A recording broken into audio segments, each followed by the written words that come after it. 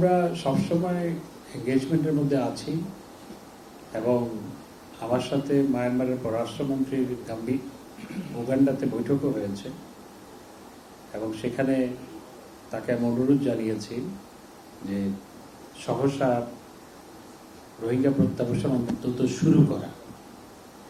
এবং আমার কাছে যেটি মনে হয়েছে অ্যাটলিস্ট তার এ ব্যাপারে ইচ্ছা আছে।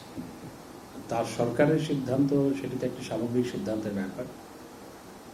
তো আমরা চাই যে অন্তত শুরু হোক, রোহিঙ্গা প্রত্যাবাসন শুরু হোক। হ্যাঁ, এটা সত্য যে আরাকানে এখনকার যে পরিস্থিতি, সেই পরিস্থিতি প্রত্যাবাসনের ক্ষেত্রে একটু অন্তরায় তৈরি করেছে। সেটা যে সঠিক নয় তা নয়, কিন্তু মায়ানমারে গত 50, 60, 70 বছরের যদি ইতিহাস ঘাটেন, সবসময় গন্ডগোল লেগেছে।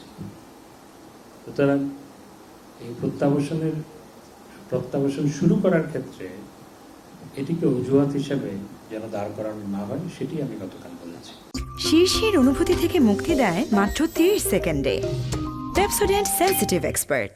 মার্কিন যুক্তরাষ্ট্রের সাথে আমাদের সম্পর্ক অত্যন্ত চমৎকার এবং মাননীয় প্রধানমন্ত্রী পরপর চতুর্থবারের মতো প্রধানমন্ত্রী নির্বাচিত হওয়ার পর মাননীয় প্রধানমন্ত্রীকে মার্কিন যুক্তরাষ্ট্রের প্রেসিডেন্ট চিঠি লিখে আমাদের সম্পর্ককে নতুন উচ্চতায় উন্নীত করা বা দ্বিতীয় পর্যায়ে নিয়ে যাওয়ার অভিপ্রায় ব্যক্ত করেছেন।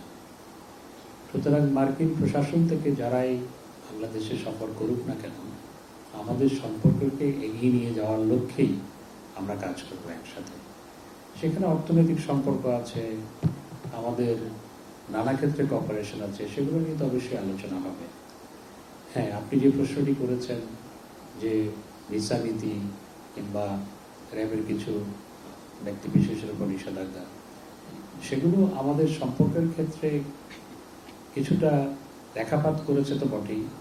সেগুলো আমরা অবশ্যই আলোচনা করব এবং সেগুলো যাতে সহজীকরণ হয় বা উঠে যায়, সে নিয়ে আমরা মার্কিন প্রশাসনের ইতিপূর্বে হোয়াইট হাউস এবং স্টেট ডিপার্টমেন্টের যে সমস্ত কর্মকর্তা এসেছিল তাদের সাথে আলোচনা করেছি। সেই প্রসঙ্গগুলো স্বাভাবিকভাবে আসতেই পারে। তবে আমাদের সম্পর্ক এগিয়ে নিয়ে যাওয়ার লক্ষ্যেই আমরা উভয় দেশ কাজ করছি এবং করব।